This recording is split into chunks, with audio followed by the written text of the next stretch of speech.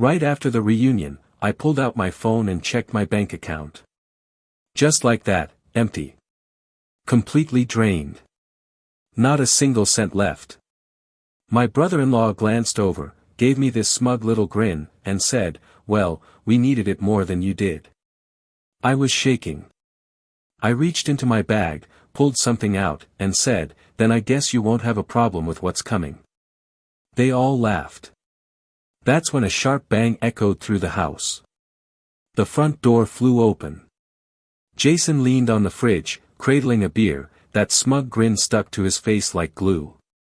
"Chill out," he said. "It's not a big deal. We needed it more." I stared at my phone, thumb hovering over the screen. I'd hit refresh 2 times already.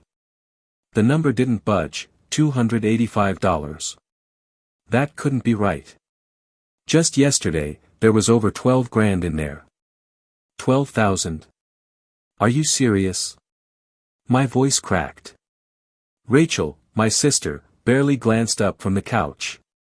She was curled up, sipping wine, like we were just watching TV together. "Oh come on," she said. "You're acting like we robbed a bank. We're family. You wiped out my savings." Jason shrugged. "We're gonna pay it back. Eventually." My mouth opened, but nothing came out. I looked at Mom. She sat across the room with her knitting like she hadn't heard a thing. "Mom," I said louder. "You knew about this?" She sighed, like I'd just made a scene at dinner. "Sweetheart, you're always so sensitive. You've got a good job. No house payments. No kids. You live on your own. You'll be all right. So that makes this okay?" "Watch your tone," Dad muttered, not even glancing up from his phone. I turned to Rachel. "How did you even get my info?" "You left it up on the family computer," she said, not even pretending to feel bad.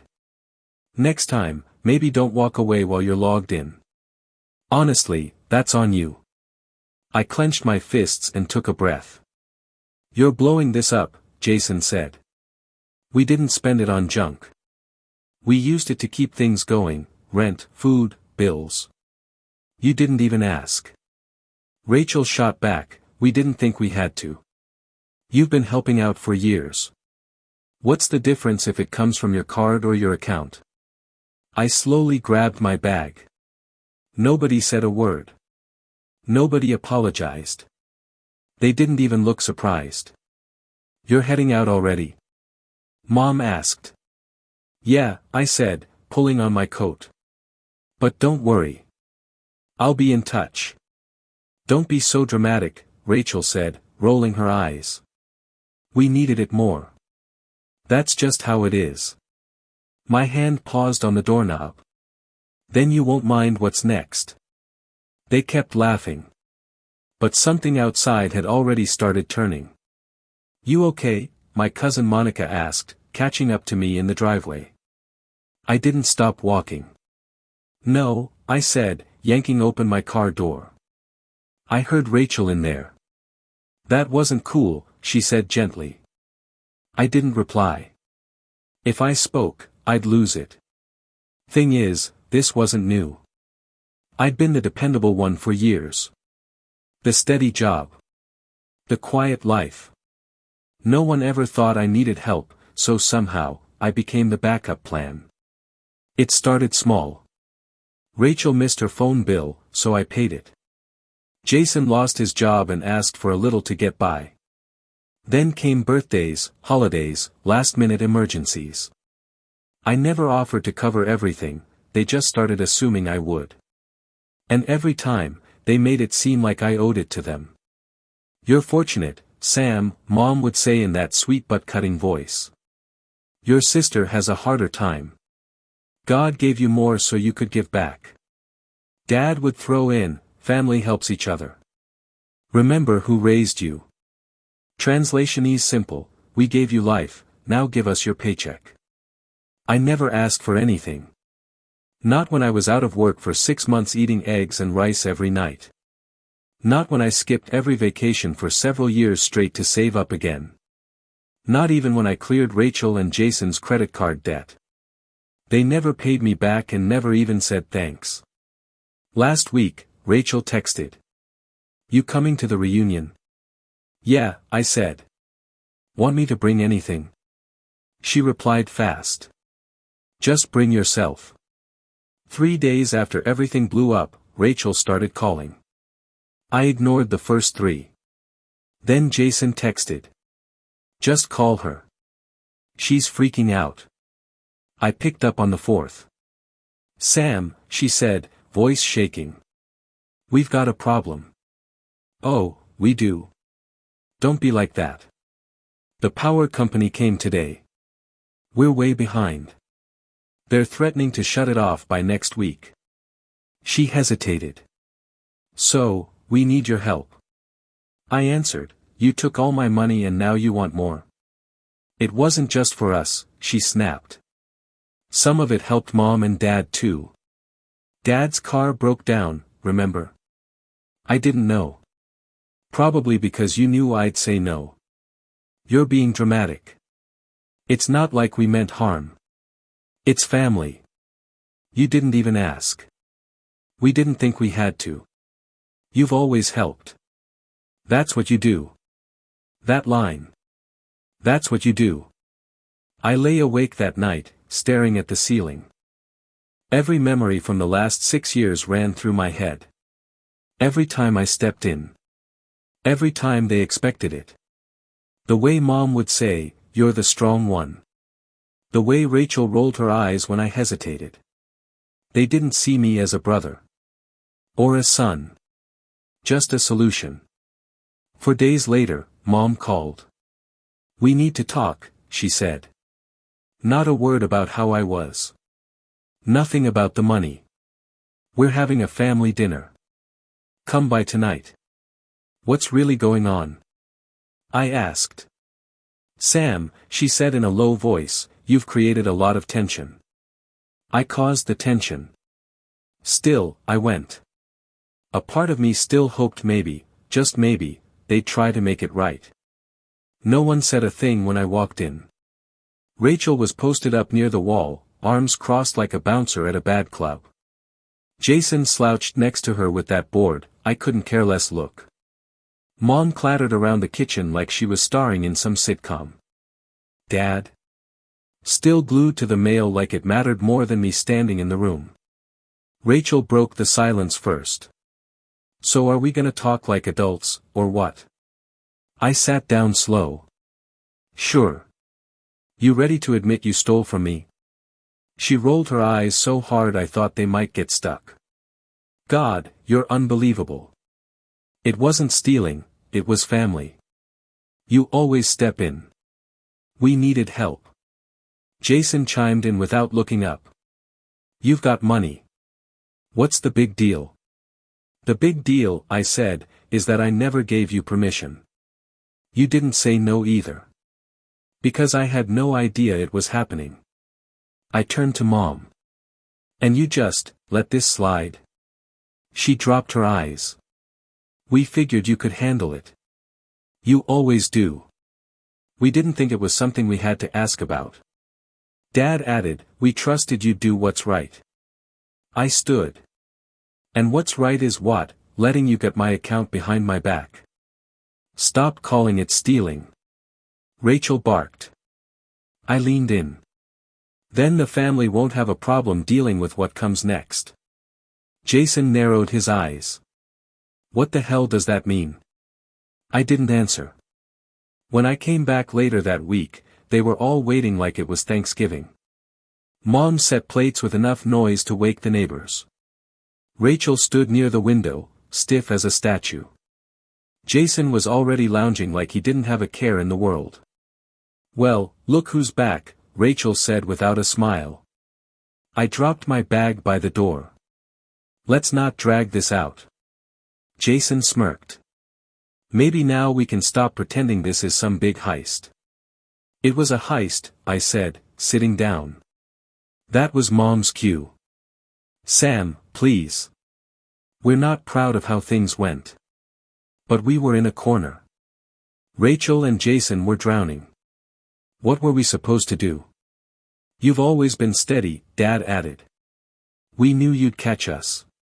That's crossing the line, I said flatly. Rachel groaned. You're blowing this out of proportion. We used it for real needs. I reached into my bag, pulled out a stack of paper, and dropped it on the table. $60 on makeup. $800 on food delivery.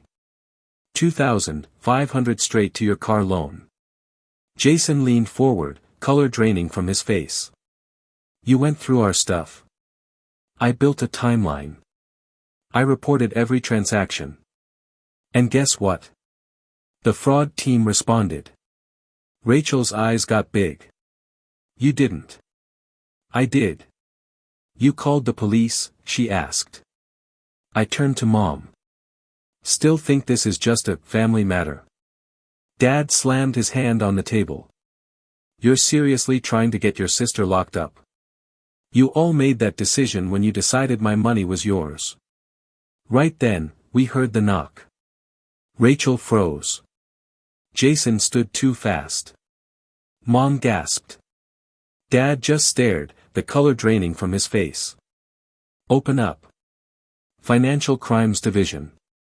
Jason looked at me, panicked. Sam. You're joking, right? I walked to the door and opened it. 2 agents walked in, badges out, wind trailing behind them. One had a tablet, and other one just looked around the room like he'd seen this 100 times. You Sam Warner? Yeah. Thanks for cooperating. We'll handle it from here. Mom's hand flew to her mouth. Rachel dropped into a chair, stunned. Jason just stood there, frozen. One of the agents addressed the room. You've been identified as involved parties in an active investigation into financial and identity fraud. Identity fraud? He's our son. Mom yelled. Family ties don't make theft legal, one agent said calmly. We didn't steal. Rachel shouted. He always helped. Assuming someone owes you something doesn't make it yours, the agent replied. Stay seated, please. I didn't say a word. Mom looked at me, crying now. Sam. We weren't trying to hurt you. We were desperate. You've always been our rock. We didn't know what else to do. I looked straight at her. You don't get to cry now. She broke. Rachel looked like she wanted to say something, but couldn't. Jason looked like he wanted to run, but the agent's eyes kept him in place. You want to know what family really is? I said. It's respect and honesty. It's asking, not just taking. It's earning trust, not breaking it. Nobody replied. I picked up my bag and turned to the agent in charge. I'll be outside. Nobody stopped me this time. Nobody begged. No one screamed my name down the driveway. You're free now, Sam, the agent said. Don't look back. I stepped outside. The cold hit me like a wall. The only sounds were my own footsteps and the tires crunching behind me as they were taken away, one after the other. I didn't watch. I just drove. I didn't have a plan. Just kept going. Past closed stores, gas stations buzzing in the dark. My phone lit up again and again, but I left it alone. I knew what they were going to say, sorry, but not really. Sorry with strings attached. By midnight, I ended up parked outside the one place that had ever felt like real safety, my grandpa's old house. He'd been gone a few years now, but I still had her key. He used to say, if the world turns its back on you, this place never will. She meant it. I let myself in, locked the door behind me, and for the first time in years, I actually slept. 10 solid hours. No buzzing phone. No guilt. No pressure on my chest. The morning after, I poured myself some coffee into one of those old, chipped mugs my grandfather used to keep, then leaned against the windowsill and watched the sunlight stretch across the fence, the same fence she used to plant flowers behind. For once, I felt like I could actually inhale without tension sitting on my chest. But quiet doesn't last. The first shot came from Dad, in the form of an email. "You've taken this too far. The entire family's ashamed. Whatever happened to loyalty?" I didn't bother replying. Next came Rachel's message. "You happy now? My bank accounts are locked, Jason's under review at work. You destroyed our lives over a few bills." A few bills? Try tens of thousands of dollars. Try half a decade of giving without a word, without a single thank you. Then Mom left a voicemail. Her voice sounded worn, tired. "You didn't have to make it public. We could have handled this between us. Sweetheart, they're talking about pressing charges. They say we might lose the house." That part played on repeat in my head, we might lose the house. I didn't feel anything. Not anger, not pity. Nothing. That place stopped being my home a long time ago, right around the time they started seeing me as a checkbook with legs. 3 days later, a message showed up from someone I never thought I'd hear from, my stepbrother. We barely spoke growing up. He was always in his own world. His text was short and to the point. "Just a heads up, Rachel's trying to pin this on you. Says you knew everything and gave the green light. There's a lawyer now. Be careful." I nearly laughed. Even with the walls caving in, she was still rewriting the script. That night, I rang up my lawyer. "Send every document we've got," I told him. "And add a request for a restraining order." Not every message came with threats, though. About a week later, I got a short email from Brooke, Jason's wife. "I know it's been ages, but I wanted to say, you were right about them. About how they treated you. I used to think you were cold. Now I think you were courageous." I stared at that word for a long time. Courageous. That was a first. Then, one morning, my phone rang again. Unknown number. I nearly let it go to voicemail, but something told me to answer. "Sam." The voice was rough. It was Rachel. I stayed quiet. She kept going. "I messed up, okay? I didn't expect it to end like this. Jason's out of work, Mom cries non-stop, and Dad won't even talk to me. And you," she stopped, then added, "you always had the power to end everything. And you finally did." I paused, then said calmly, "I didn't wreck anything. I just stopped letting you take advantage of me." Silence followed. Then came her plea. "Can't you just make it go away? Please. I'll do anything. Just stop the charges." And maybe for a second, I felt something. Doubt, maybe. But then I remembered what she said the night of the reunion. "We needed it more than you." That was the real her. So I said, "You made this bed, Rachel. Now lie in it." Then I hung up. Later that night, I made myself dinner without interruption. Played an old playlist from my college years. Sat outside with a hot mug of coffee and watched the street lamps blink on one by one. And for the first time in what felt like forever, nobody called me selfish. Nobody guilted me. Nobody needed a bailout. I was no longer the family ATM. I was just a guy, living quietly, and for once, that was enough. I am not your financial safety net. I am not your emergency contact when the bills stack up. I'm finished. People imagine peace as something dramatic, like fireworks, or applause. But real peace, it's quiet. Still. It sounds like nothing. 2 months have gone by since the night I finally put a stop to it all. 2 months since they stood stunned as federal agents came through their front door and reality slapped the fantasy out of them. You hear people say you can't choose your family. Maybe not. But you can choose how much of yourself you give away to people who keep asking for more. And I was done giving. The aftermath came fast. Rachel and Jason scrambled to contain it. One of their lawyers reached out, trying to settle the whole thing quietly, no apologies and no real responsibility. Just trying to plug the leak. I told my attorney, let it all burn. A week later, Mom sent me a handwritten letter, 5 pages long. The handwriting was neat, but parts were shaky. She wrote about how they didn't mean to hurt me. How things got out of hand. She wanted me to understand their point of view. But the part that stuck out was near the end. We just assumed you'd always be there. That's what good sons do. And that was it. Not we were wrong, not you deserved better. Just, you should have kept quiet and kept giving. I didn't call. I didn't write back. And I didn't feel bad about it. I moved. New city. New life. No more pop-ins. No more quick favors. I even got a new number. Funny thing, without all that noise in the background, I started thriving.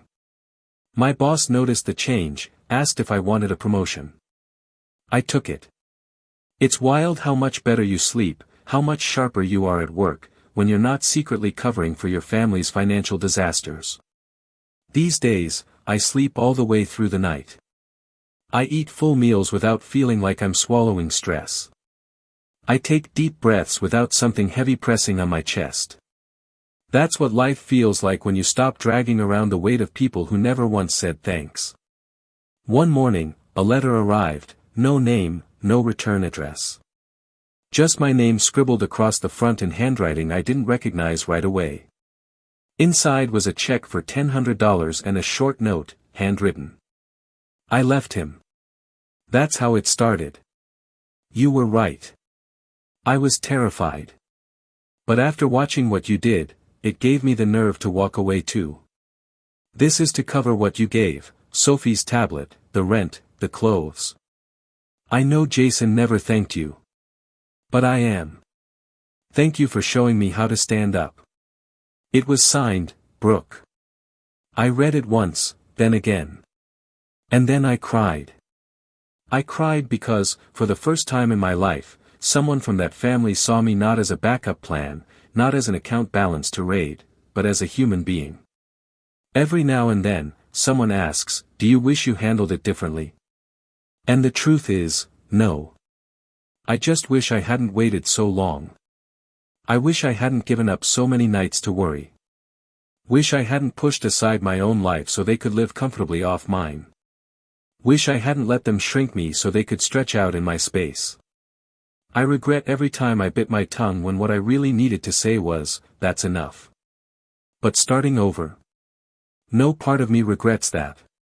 A while back, my therapist asked, why did it take so long to say no? I told her, because I thought that if I said no, it meant I didn't love them. She looked at me and said, no is how you teach people to love you correctly. I never forgot that. A few days ago, I ran into someone I hadn't seen since high school. She looked at me and said, I saw what happened with your family, crazy stuff. I braced for judgment. Instead, she smiled and said, I'm glad you got out. Most people don't. I just nodded. But inside, I felt something lift. Like I was finally standing on solid ground. Last I heard, Jason lost his job. Rachel still can't touch her money. Mom's talking to loan officers, trying to figure out how to save the house. And Dad is blaming outside forces for tearing the family apart. Still living in a fantasy. They think I destroyed something. What they never understood is it wasn't about the money. It was about my time and mental health. My right to say no. My dignity. They took from me like none of that had value. And now they're finally facing the bill. I don't take joy in their mess. But I'm proud of myself, for walking away. For not folding when the silence got loud. For staying away even when guilt whispered like it used to. So if you're someone who's always expected to pick up the slack, the dependable one, the fixer, the good child, who gets leaned on until there's nothing left, let me tell you what I wish someone had said to me. You don't have to burn yourself up to keep everyone else warm. You can stop. You can leave. And when you finally do, you are finally meeting yourself.